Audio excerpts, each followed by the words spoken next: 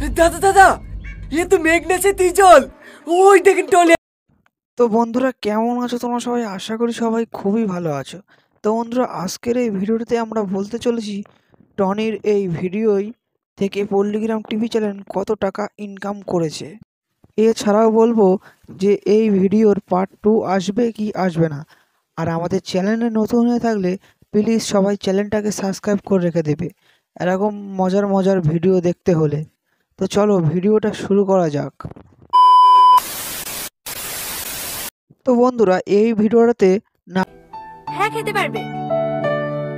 নাটক করেছিল পল্লীগ্রাম টিভি চ্যানেলের ভালো একটা অভিনেতা রীতি। এই ভিডিওতে রীতি এবং টনি অভিনয় করেছিল। তো বন্ধুরা, এবার বলি এই ভিডিওটার পার্ট 2 আসবে কি আসবে না।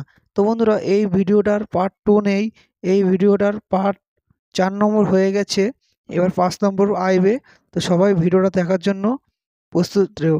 এবার বলবো যে শফিক এই ভিডিওতে নাটক আছে কি নেই, এবং শফিক এই ভিডিওতে অভিনয় করেনি। কি এমন হলো যে শফিক ভিডিওই আসেনি?